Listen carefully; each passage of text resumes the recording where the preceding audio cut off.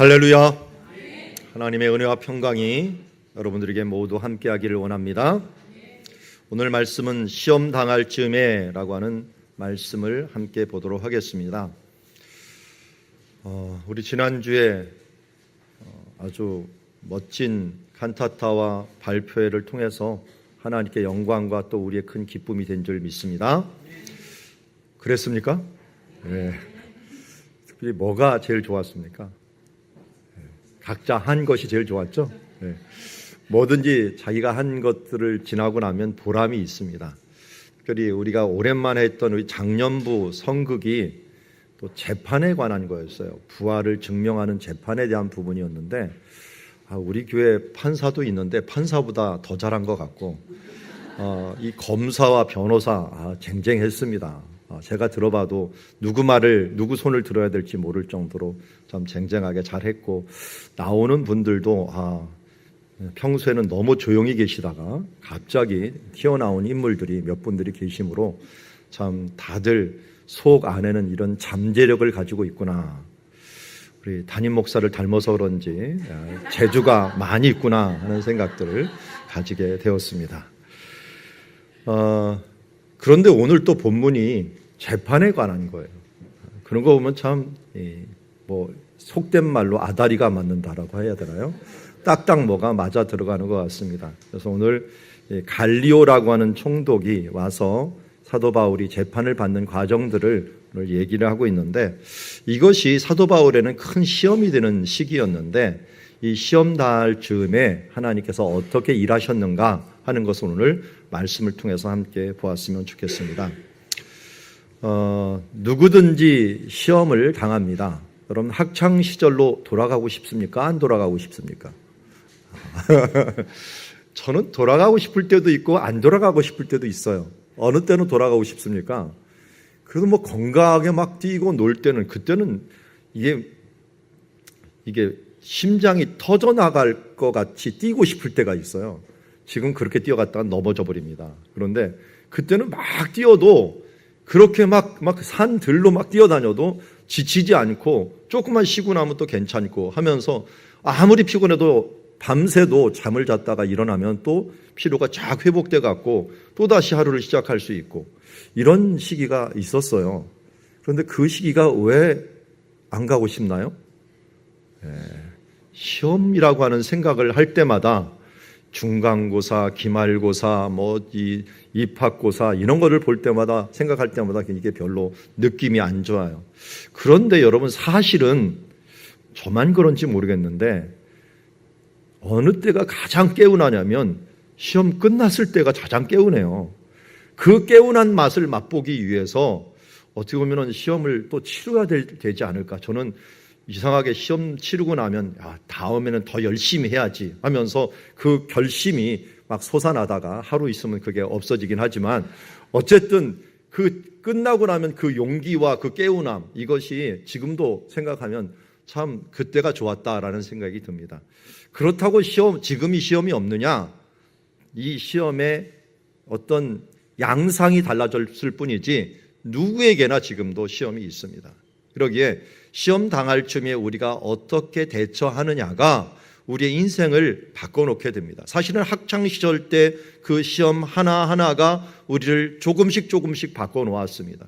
그래서 제가 외국에 있을 때에도 어느 집사님이 아이를 한국에서 원래 키우려면 빨리 가야 된다면서 남편이 박사학위를 하고 있는데 이 중학교 한 1, 2학년 때 확 먼저 귀국을 해버리더라고요. 나중에 보니까 그 판단이 옳았어요. 왜 옳았느냐? 중학교 1, 2학년 때 대부분의 어휘를 익힌대요. 고급 어휘를 익히는데 아이를 이스라엘에서 공부를 시키니까 얘가 고급 어휘를 히브리어로 익히지 이 한국어로 익히지 않는다는 거예요. 그러니까 말을 하다 보니까 생활 언어는 되는데 고급 어휘가 안 되는 거예요. 그래서 이게 위기감을 느껴갖고 어차피 한국에서 키울 거라면 안 되겠다 해갖고 짐을 싸들고 먼저 이사하는 것을 보면서 나중에 보니까 현명한 판단을 했더라고요. 그 자녀들이 앞으로 살아가는 모습들을 제가 뒤에서 쳐다보니까 그때 참 현명한 판단을 했다라는 생각이 듭니다. 때마다 시험이 있는데 그 시험 때를 잘 이겨나가는 때, 이겨나가는 사람들이 성장하는 사람이 되는 겁니다. 그래서 어떻게 보면 시험을 잘 치른 사람들은 그 예전의 삶들에서 벗어나서 더 놀라운 삶으로 나갈 수가 있게 되고, 이 시험을 잘 치르지 못해갖고 그때마다 핑계를 대고 회피하고 그냥 거기에서 좌절했던 사람들은 그 가운데서 벗어나지 못하고 아예 더 안 좋은 삶으로 떨어지는 모습을 보게 됩니다. 그 대표적인 성경의 사람 중에 하나가 다윗입니다. 다윗이야말로 시험을 정말 발전의 단계로 너무 잘 이겨나가고, 다윗만큼 시험을 많이 당한 사람이 없는데 다윗만큼 그 발전을 이룬 사람이 없을 정도로 시험을 어떻게 이기느냐가 우리의 인생을 결정하게 됩니다. 오늘 우리 성경에서는 사도 바울이 큰 시험을 어떻게 이겼는가 하는 부분들을 함께 보면서 우리도 성경적으로 시험을 이겨나가고, 또 성경 이 2000년 전에 주셨던 말씀이요 삶의 태도지만 이것이 2000년 동안 증명된 말씀이기에 오늘도 우리도 이 시험 당할 쯤에 이렇게 이겨나가겠다 하는 교훈으로 받는 그런 시간이 되기를 원합니다.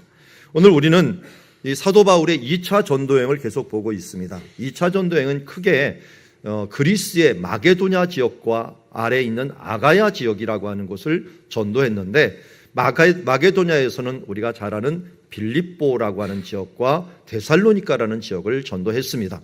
물론 베레아도 잠시 전도를 했죠. 그래서 빌립보서, 데살로니가 전서, 데살로니가 후서가 이 마게도냐 전도할 때 일어난 것이고, 또 그리스의 남쪽에 해당하는 것이 아가야인데 이 아가야의 대표적인 도시가 아테네와 고린도였습니다. 그 중에 우리는 오늘 고린도를 보고 있고, 이 고린도가 얼마나 중요한지 성경 사도 바울이 쓴 서신 중에서 가장 긴 서신이 고린도 전서와 고린도 후서를 합친 것입니다. 이것이 로마서보다도 어떤 서신보다도 길 정도로 사도 바울이 집중하고 이 공을 들인 장소 중에 하나가 고린도입니다. 왜 이렇게 중요한가요? 이 고린도는 로마와 아시아를 이어주는 교량 역할을 하는 장소였기 때문입니다. 고린도에서 로마도 갈 수 있었고, 고린도에서 아시아 쪽 에베소 또 마게도냐 쪽으로 복음을 전파할 수 있는 중요한 중간의 교통의 요지였고 복음의 요충지였기 때문에 이곳에 그의 모든 힘을 하나님께서 또 부을 수 있도록 허락을 해주신 것을 보게 됩니다. 여기에서 복음을 전할 때 맨 처음에는 굉장히 의기소침했습니다. 계속 박해와 또 아테네에서 복음의 열매가 적은 것을 보면서 의기소침했지만, 그러나 브리스길라와 아굴라 같은 사람이 위로를 해줬고, 또 이 마게도냐에서 내려온 실라와 디모데가 좋은 소식을 전해줄 뿐만 아니라 그들이 복음을 위한 좋은 일꾼으로 도와줌으로 이제 예수는 그리스도라 선포하면서 고린도에서 본격적으로 복음을 전할 때 그야말로 큰 이 열매가 열리게 되었습니다. 그 중에 하나, 회당장이었던 유대인들의 이 회당의 대표자였고 어떻게 보면 유대인 사회의 대표자였던 그리스보 같은 사람들이 예수를 믿음으로 유대 사회에 아주 센세이션을 일으키는 결과를 가져오게 됩니다. 그러나 사도 바울은 느꼈습니다. 이러한 부흥이 있을 때 반드시 사탄이 아니면 유대인들이 자기를 박해할 것을 알았기 때문에 또 한 번 그 마음속에는 의기소침하고 두려운 마음들이 있었습니다. 그래서인지 예수님께서는 밤에 환상 중에 나타나게 되었습니다. 밤에 사도 바울이 전도 여행 중에 예수님을 만나본 것은 이때가 처음입니다. 그전에는 마게도냐 사람이 환상 중에 나와갖고 우리를 도우라라고 했지 예수님이 나타난 것은 아니었어요. 그런데 이곳은 예수님께서 직접 나타나셔서 말씀하시기를 두려워하지 말라라고 말합니다. 이 말은 무엇입니까? 바울이 두려워하고 있었다라는 거예요. 의기소침하고 힘들어하고 있었다라는 거예요. 그럴 때 예수님이 나타나서 먼저 두려워하지 말라. 그리고 나서 원어에 보면은 말해라 라고 얘기합니다. 말해라. 두려워하지 말고 침묵하지 말고 내가 선포해라 라고 말하고 있습니다. 왜? 10절에 얘기합니다. 그 이유를. 내가 너와 함께하겠다. 오늘 우리 찬양, 맨 처음 부른 찬양 제목이 나 어디 거할지라도 라고 하는 찬양입니다. 그곳의 중간에 가사에 이런 말이 계속 있네요. 내가 너를 사랑한다. 넌 두려워 말라. 라고 하는 가사가 계속적으로 반복이 됩니다. 우리가 두려워하지 말아야 될 것은 우리를 사랑하시는 하나님이 그냥 사랑하는 것만으로 끝나지 않고 우리와 함께 계시기 때문입니다. 임마누엘 하시기 때문에 우리와 동행하시는 하나님, 어떻게 보면 천지 만물을 창조하시고 모든 것을 지금도 다스리시는 그 전능하신 하나님, 모든 것을 아시고 영원하고 불변하신 하나님, 그 하나님이 우리와 함께 하시는데 무엇이 걱정할 일이 있겠습니까? 오늘 이 말씀을 여기 있는 우리에게도, 이 말씀을 듣는 모든 이들에게도 동일하게 말씀하시는 줄을 믿습니다. 두려워하지 말라. 두려워하지 말라. 내가 너와 함께한다.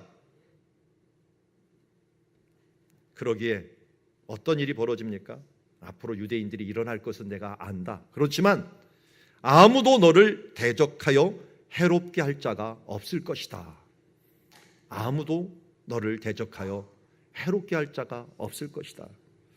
우리 트라우마라는 말을 알고 있습니다. 사람들이 한번 어려움을 당하고 뭔가 겪으면은 그것이 트라우마가 됩니다. 물에 한번 빠진 사람들은 물가에 가기를 싫어하고, 또 이 높은 곳에서 뭔가 겁을 먹어본 사람들은 공중에서 비행기 타는 것들을 싫어하고, 또 어디서 깜깜한 데 갇혔던 사람들은 폐쇄 공포증을 가지고 있는 것이, 이 어렸을 때 뭔가 경험하였던 것이 나를 트라우마로 가로막고 있을 때가 많이 있습니다. 사도 바울은 1차 전도행 때 아마 이 트라우마가 있었을 거예요. 유대인들이 자기를 쫓아와서 어떻게 했습니까? 루스드라에서 돌을 들어서 자기를 쳤던 일을 기억하고 있었을 것입니다. 생각해 보세요. 한번 박해하는 사람들이 우르르 몰려왔고 돌을 맞았던 그 경험이 있는 사람이 다시 유대인들이 들썩들썩할 때 그의 마음은 어떨 건가? 벌떡벌떡하면서 어찌할 줄을 모르면서 그가 불안해하고 있었을 것입니다. 그러나 이것을 잘 아시는 주님께서 먼저 그를 위로해 주시고 힘을 주시고, 내가 너와 함께하고 너를 대적할 사람이 없을 것이다 라고 말씀하고 계십니다.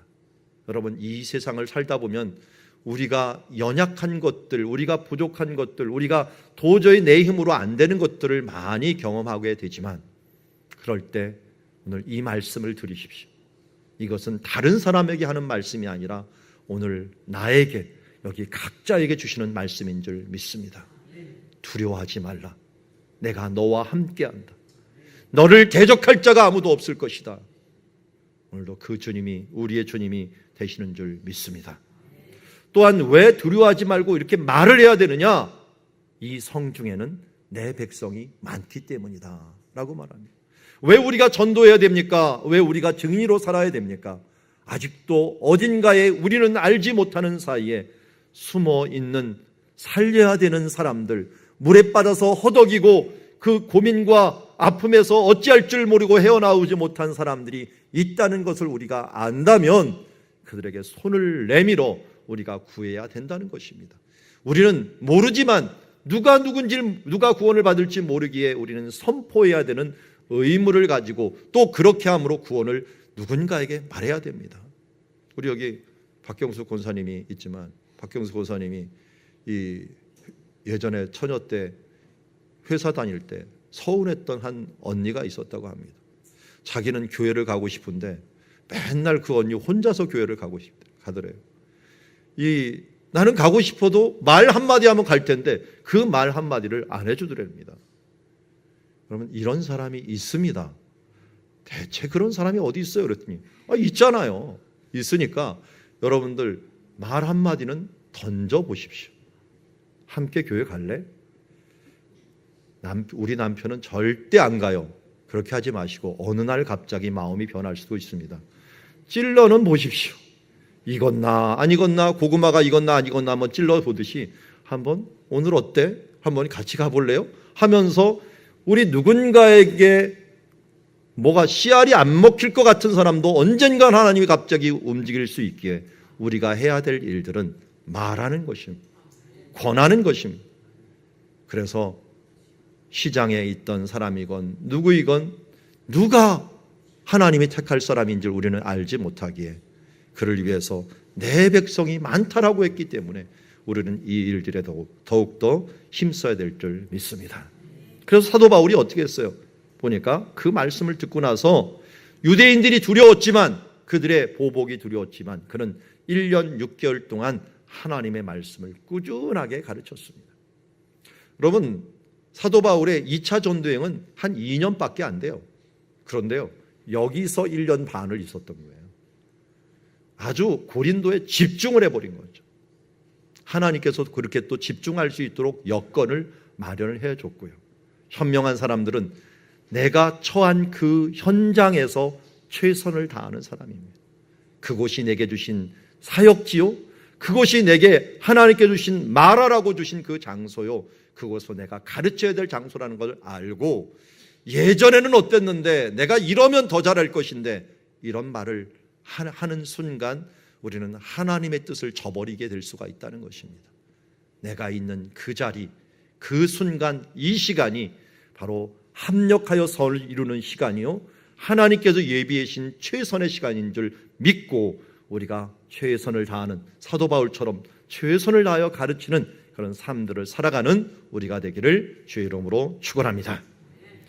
자, 드디어 1년 반이 지났습니다. 그때 갈리오라고 하는 사람이 총독이 되어서 이 아가야라고 하는 지방의 총독이 되어서 고린도에 오게 되었습니다. 이것을 보면 아가야 지방의 총독부가 어디 있었다는 걸 알 수가 있습니까? 고린도에 있었다는 걸 알 수가 있습니다. 그만큼 고린도가 그 그리스 남부 지방의 수도 역할을 하고 있었다 하는 것을 알 수가 있어요. 그런데 이 갈리오라는 사람이 아주 특별한 사람이에요. 이게 교회 역사에서도 또 하나님 나라에서도 우리가 꼭 기억해야 될 인물입니다. 이 사람이 크리스찬도 아니고, 이 사람이 뭐 예수님 믿는 사람들을 위해서 뭔가 작정하고 도와준 것도 없는데요, 꼭 뭐와 같냐면 고레스 황제와 같아요. 바사왕 고레스가 너희는 이제 돌아가서 종교를, 자유를 줄 터이니까 알아서 너희 신을 섬겨라 해갖고 이스라엘 백성들이 해방이 된 적이 있습니다. 이것처럼 갈리오도 아주 비슷한 일을 행하게 됩니다. 갈리오의 이력에 대해서, 그 집안에 대해서 알려주면요, 코르토바라고 하는 스페인 이 지방, 남부 지방에 해당하는 곳에 유지의 아들로 태어났습니다. 이 집안은 세네카라고 하는 집안이었는데, 이 자기 형님 세네카가 있어요. 형님 세네카가 있는데 이 세네카가 나중에 네로 황제의 스승이 됩니다. 그럼 황제의 스승이 될 정도면 어느 정도 집안인 줄 아시겠죠? 스페인의 유지였고, 그리고 네로 황제의 스승이 되어서 다스리고 있는 때에 그의 동생이었던 갈리오가 로마에서 집정관 역할을 하다가 이곳 총독으로 오게 됩니다. 총독도 총독 나름이에요. 저기 차라리 유대에 있는 수리아를 다스리는 총독 정도는 여기하고 급이 안 됩니다. 로마하고 가까이 있는 지역의 총독이 된다는 것은 그만큼 세력이나 힘이 세다는 것을 의미합니다. 그래서 갈리오는 그 로마에서 무시할 수 없는 세력을 가진 그 사람이 총독이 돼서 오게 됩니다. 그런데 이 사람이 몸이 좀 약했어요. 그래서 한 1, 2년밖에 총독을 못했어요. 그런데 이때 딱 사도 바울을 만났고, 이때 이 갈리오가 또 정치를 잘했기 때문에, 또 지식이 또 뛰어났기 때문에 그리스에 왔으니 그리스의 법을 따라야 된다라고 해서 그리스의 남부 북부를 다 합쳐서 최고의 신전이 있었는데 신탁을 내려주는 신전이 있었습니다. 이것이 알렉산더도 전쟁하기 전에 여기 가서 신탁을 받기도 하고 신의 소리를 듣는 거죠. 듣기도 하고, 갈리오도 여기에 왔으니 이들의 법에 따라서 델피라고 하는 신전이 있었는데 그 델피 신전, 그리스인들은 이곳을 세계 중심, 세계의 배꼽이라고 여겨져 있는 장소로서 여겨지면서 신탁을 받는 장소로서 알려지고, 그리고 총독이 이곳에 오니까 당연히 먼저 거기 가서 신에게 제물을 드리고 신고를 하고 오게 되는데, 이 갈리오는 그것을 했을 뿐만 아니라 거기다가 왼쪽에 있는 저런 글을 남기게 됩니다. 나 갈리오는 누구 몇 년에 여기에 방문해서, 그것도 날짜도 적어놔요. 7월 1일 율리우스력의 이 1일에 여기에 방문해서 이 신을 위해서 이것을 드리노라 하면서 글을 남겨놓게 됩니다. 그 글이 지금까지 남아있게 되었어요. 그래서 이 사람이 온 날짜가 결정이 딱 됐는데요. 이 주후 51년 7월 1일입니다. 주후 51년 7월 1일 날 델피 신전에서 이것을 드립니다. 내가 총독이 되어서 이것을 드립니다라고 하는 것이 거기에 적혀 있는데, 이것이 사도 바울 여정에는 굉장히 중요한 역할을 했습니다. 왜냐하면 성경은 날짜를 기록하고 있지 않기 때문에. 성경은 몇 년을 기록하지 않고 있는데, 이 지금 1년 6개월 있은 다음에 사도 바울이 떠나기 직전에 이 사람이 왔기 때문에 사도 바울이 바로 이 사역을 마칠 때, 2차 전도여행을 마칠 때는 51년이었겠구나 하는 것을 알 수 있게 되면서, 이것을 기초로 해서 몇 개월이 있었다, 몇 년 있었다라는 것들은 나오기 때문에 연도를 사도 바울이 어떻게 연도가 결정되었는가 하는 것들을 이것을 통하여 알게 됩니다. 그래서 이 2차 전도행 51년에 마치는 요 해를 기준으로 해갖고 위아래를 조사해 보니까 사도 바울이 회심한 때는 예수님이 30년경에 죽으시고 부활하셔 승천하셨는데 2년 뒤에 사도 바울이 회심을 했구나. 그리고 3년 동안 아라비아에 가 있었는데 32년에서 33년, 34년 동안 바로 아라비아에 있었구나. 그리고 나서 예루살렘에 1차 방문하고 안디옥 교회에서 10년 있다가 안디옥 교회에서 사역했다고 하니 안디옥 교회에서 10년 있다 45년에 사역을 했고, 예루살렘의 구제 활동을 갔다가 47년에 1차 전도여행을 떠났고, 다시 돌아와서 49년부터 51년까지 2차 전도여행을 했고, 다시 52년부터 56년까지 3차 전도여행을 했으며 하면서 쭉쭉쭉 나가다가 나중에 67년에 바울이 2차 체포되어서 순교했고, 이 사도 바울을 죽인 사람이 네로 황제죠. 네로 황제가 68년 6월 9일에 죽으면서 이 사도 바울까지 죽이고서 그도 결국은 죽임을 당하는 결과를 가지게 된 이런 역사에 이런 톱니바퀴가 딱딱딱 맞출 수 있도록 해준 사람이 바로 갈리오입니다. 여러분들한테는 별로 중요하지 않죠? 연구하는 사람한테는요, 정말 기가 막힌 이게 신의 한 수입니다.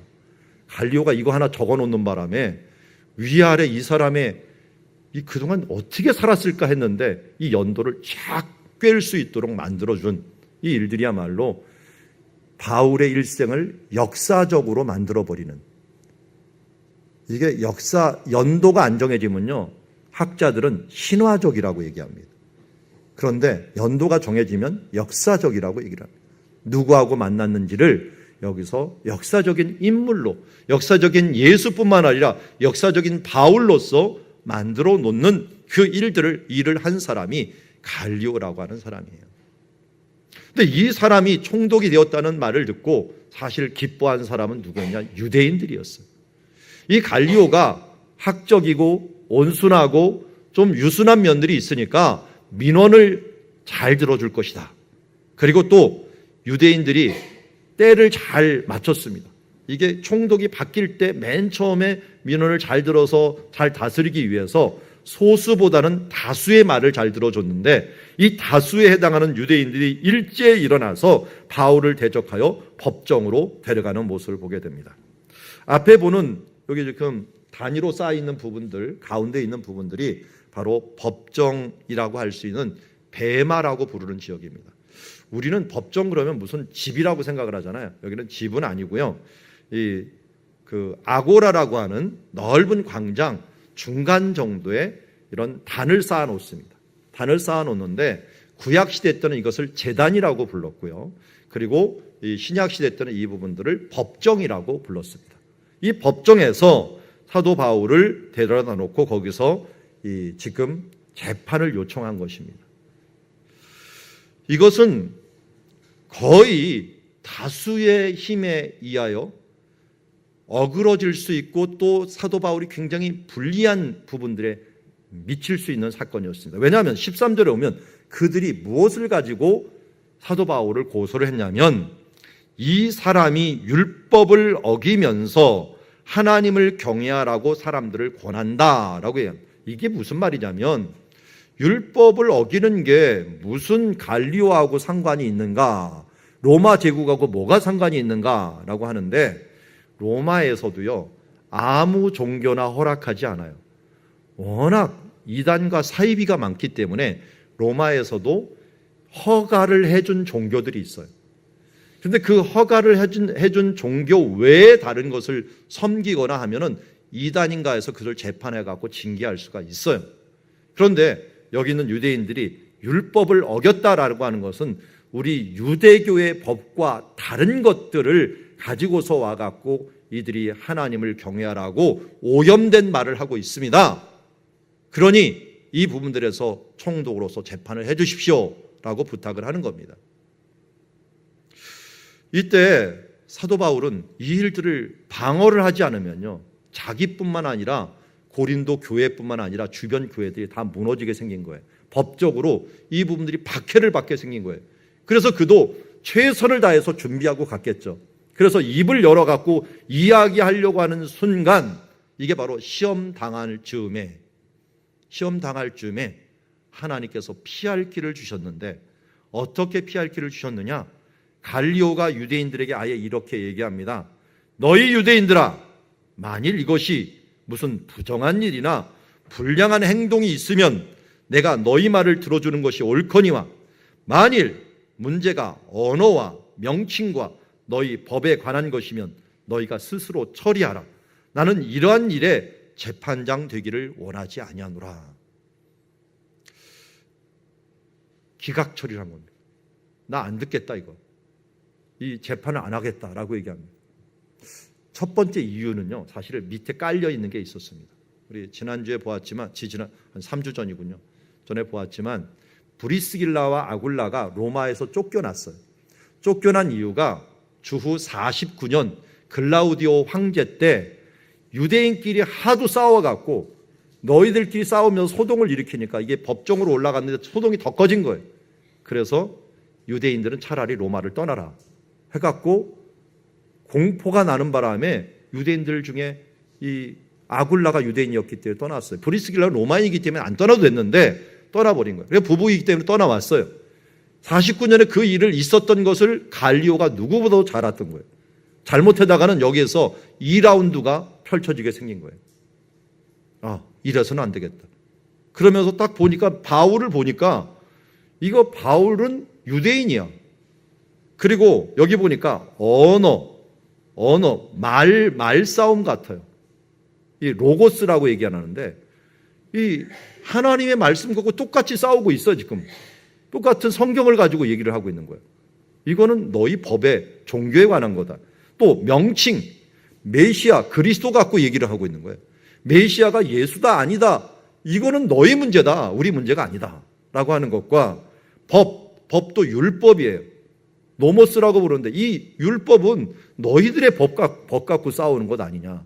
이건 딱 보니까 유대인의 모습이나 바울의 모습이나 똑같아. 왜냐하면 모두 다 유대인의 옷을 입고 옷술, 유대인의 표시라는 옷술도 있고, 이때 나중에 우리 맨 마지막 절에 보지만 서원을 했기 때문에 사도 바울이 서원을 하면 나시린의 서원을 어떻게 합니까? 나시린은 머리를 길러요. 그래서 지금도 이 사람들을 종교인들 뭐 나시린이라고 여기 곱슬곱슬하고 거기를 막 길게 길러주는 게 있어요.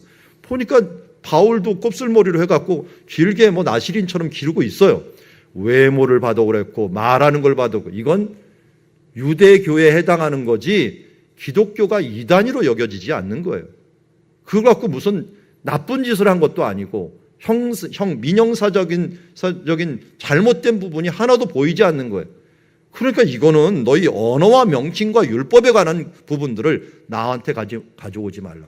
이미 한 번 된 일이 있기 때문에, 로마에서 된 일이 있기 때문에 아예 이 부분들을 처리하거나 말하지도 못하게 아예 사전에 이것을 막아버린 것을 보게 됩니다.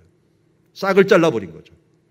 아주 현명한 처리였습니다. 사실은 이게 계속된다면 믿는 사람과 믿지 않는 사람이 계속 문제가 돼 있고 또 앞으로도 큰 어려움이 있을 뻔했습니다. 그런데 이렇게 함으로 결국은 사도 바울이 말도 하지도 않고 이 모든 일에 해방을 얻게 되었습니다. 시험 당할 즈음에 하나님께서는 사실은 두 가지로 돕고 있었습니다. 첫 번째는 이미 사도행전 18장 9절 말씀에 바울에게 시험당할 때 그가 굉장히 불안하고 힘들 때 이미 두려워하지 말아라. 내가 너와 함께 하겠다. 그리고 또 뭐 했어요? 아무도 너를 대적하여 해롭게 할 자가 없을 것이다 했는데 그대로 돼버린 거예요. 대적을 했는데 대적하지 못하고 차라리 그들이 물러갈 수밖에 없는 일이 벌어졌고, 또 자기는 말도 하기 전에 하나님께서 알아서 피할 길을 내주신 것입니다. 갈리오라는 사람이 알아서 피할 길을 열어준 거예요. 그래서 오늘 고린도서 10장 13절 같은 말씀이 이루어진 것입니다. 이게 고린도 전서잖아요. 사도 바울이 그때 경험했던 그 말씀을 그들에게도 전해준 거라고 말할 수가 있습니다. 우리 같이 한번 고린도서 10장 13절 읽어볼까요? 시작. 사람이 감당할 시험 밖에는 너에게 당한 것이 없나니 오직 하나님은 미쁘사 너희가 감당하지 못할 시험당함을 허락지 아니하시고 시험당할 즈음에 또한 피할 길을 내사 너희로 능히 감당하게 하시느니라. 아멘. 자, 오늘 가장 중요한 주제적인 말씀입니다. 시험당할 쯤에 하나님께서 능히 감당하게 하신다. 말씀을 미리 주시고 그리고 시험당할 때 담대함으로 그 믿음을 가지고 피할 길을 열어주시는 주님이 우리의 주님인 줄 믿습니다. 잘 보면 다윗도요 10년이 넘는 도망 생활을 하기 전에 하나님이 먼저 어디로 도망하게 만드냐면 사무엘에 있는 라마나요스로 도망하게 합니다. 그 라마나요스 무슨 일이 있었는지 아십니까? 부흥 집회가 있었어요. 그때 잡으러 온 사람도 사울 왕도 얼마나 은혜가 충만했는지 다 거기서 예언하고 은혜 받고 가느라고 다윗을 잡지도 못했어요. 그런데 거기에서 다윗이 얼마나 더 큰 은혜를 받았겠습니까? 큰 은혜를 받고 그는 도망 생활을 시작하게 되는 것을 보게 됩니다.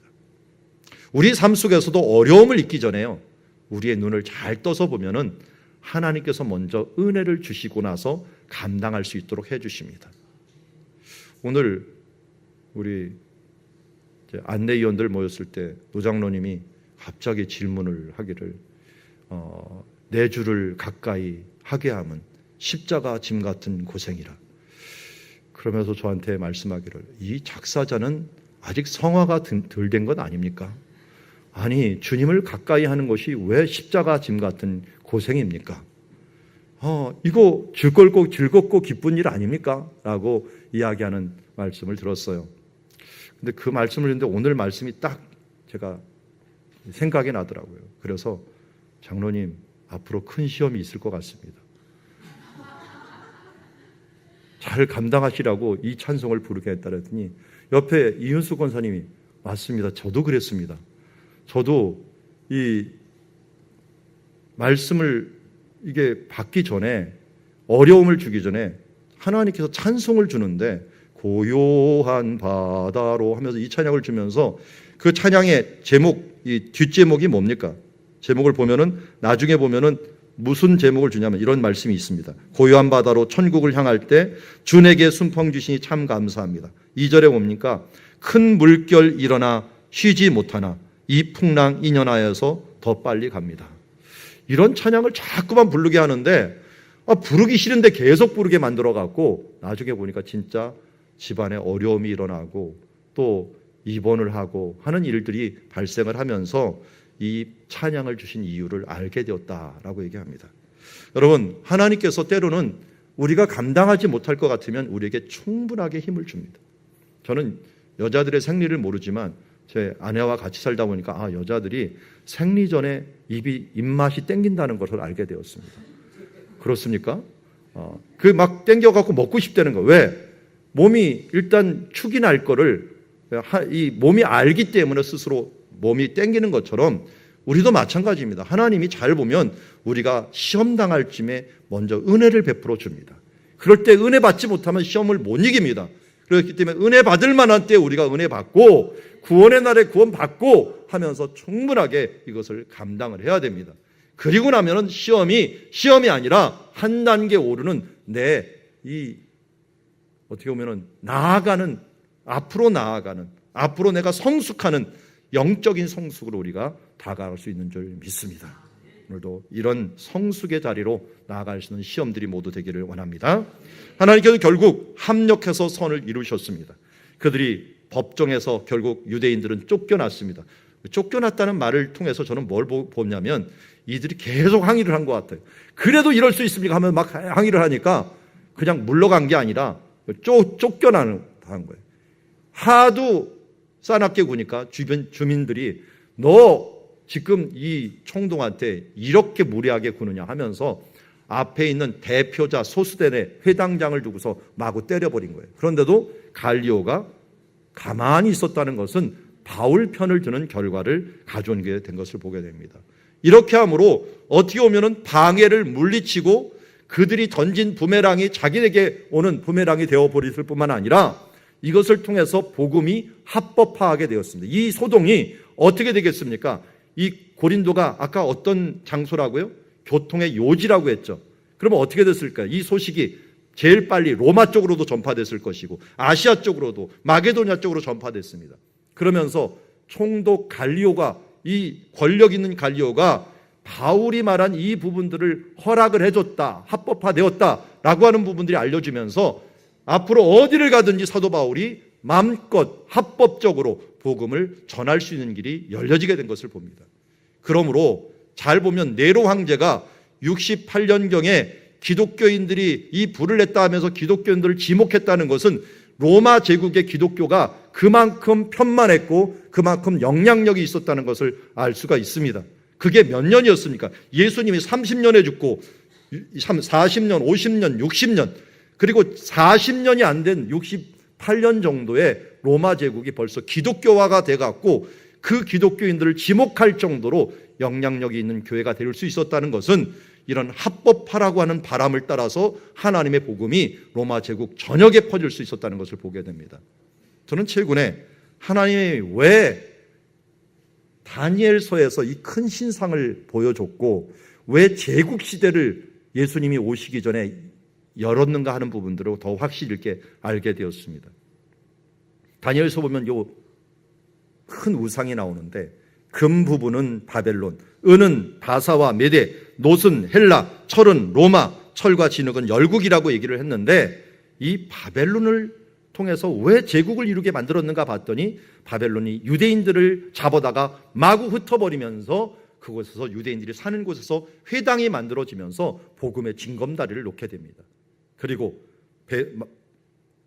바사왕, 첫왕 고레스가 되자마자 종교의 자유를 주면서 모든 종교가 자유롭게 되면서 어디든지 복음을 전할 수 있는 여건이 마련되었고, 헬라는 이 알렉산더가 가자마자 맨날 가는 곳마다 도시를 만들게 되고 거기서 연극장을 만들고 거기에다가 아고라를 만들어 놓으면서 언어가 통일되면서 언어의 통일을 통해서 어떤 일이 벌어집니까?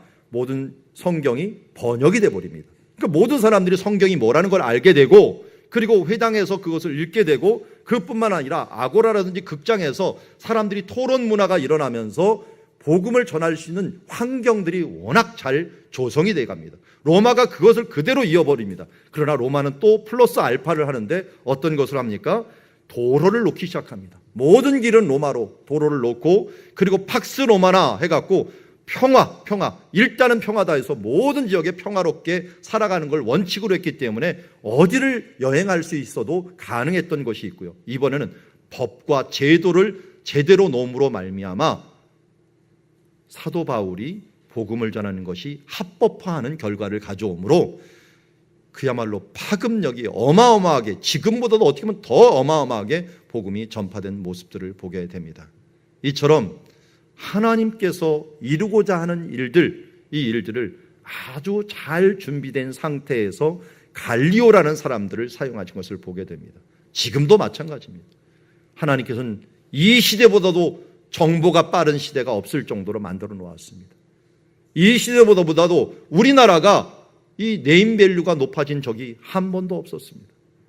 그 BTS 때문에 사람들이 한국어를 배우고 이 대한민국이 어떤 나라는가를 다 알 정도로 되고 문화라든지 어떤 정보라든지 비자 파워라든지 이런 부분들에 있어서 그야말로 우리나라가 이런 때가 없을 정도로 되었던 것은 어떻게 보면 하나님께서 이 때를 위하여 우리나라에 이 복음을 주신 이유가 바로 이 때를 위함이 아닌가 하는 생각을 가지고 여러분들이 이 때를 잘 사용해야 됩니다. 모르드게가 얘기합니다. 에스더요, 당신이 황후가 된 것이 이 때를 위함이 아닌 줄 누가 알겠느냐. 만약 내가 잠잠하면 하나님께서는 다르게 일하시겠지만 너와 네 집은 망하리라라고 말을 했습니다. 여러분, 우리나라를 이렇게 만들어준 이 일은 바로 하나님께서 우리를 통하여 일하라고 주신 것이지 우리가 누리라고 주신 것이 아닙니다. 우리 것을 누리는 동시에 이 부분들을 복음을 세계 만방에 전하는데 우리가 쓰임받는 교회와 나라와 민족교회가 되기를 주의 이름으로 축원합니다. 사도 바울의 큰 강점은 이런 와중에서도 기도하고 있었다는 것입니다. 아까 말씀드렸듯이 서원이 일찍부터 있어서 갱그레아에서 이제 서원이 끝나면서 머리를 자르게 됩니다. 머리를 자른다는 것은 하루 이틀 길러갖고 머리를 자르는 게 아니야. 1, 2년을 최소한 기르는데 아마도 고린도에 와서 서원을 했는지 그 1년 반 정도를 길렀던 머리를 이제 서원을 자르면서 이것을 예루살렘에 가갖고 서원의 예물로 머리카락을 같이 드리게 됩니다. 그러니 그런 서원이 있었다는 건 뭘 했다는 것입니까? 그의 삶을 기도로 준비했다는 것입니다. 지속적인 기도가 있었기에 그가 시험을 이길 수 있었다는 것을 우리에게 알려주고 있습니다. 고린도의 복음 전파는 그냥 이루어진 것이 아니었습니다. 시험을 이긴 것은 그냥 이긴 것이 아니었습니다. 그는 위로의 말씀을 받았고 그 말씀을 자기 것으로 소화하고 믿고 그리고 그 담대하게 말씀을 가르쳐 나아갔을 때 하나님께서는 갈리오라는 사람들을 통하여 피할 길을 주셨고 그의 서원의 기도를 통하여 하나님의 일들을 합력하여 서원을 이룰 수 있도록 해주신 것을 보게 됩니다. 여러분, 우리가 가진 것 많이 없을지라도 이제는 다윗과 같이 바울과 같이 우리가 주님 말씀을 믿고 이 시험을 이기고 성장하다 보면은 하나님께서 우리가 주님 나라 이르렀을 때 착하고 충성된 종아라고 하는 말, 그 뒤에 뭐라고 또 얘기합니까? 내가 작은 일에 충성하였으니 이 영원한 하나님 나라에서 내게 큰 것을 맡겨주겠다 하면서 하나님의 은혜를 베풀어 주실 줄 믿습니다. 오늘 그 일을 위하여 여러분들이 달려가는 주의 자녀들이 되기를 주의 이름으로 축원합니다. 우리 기도하겠습니다.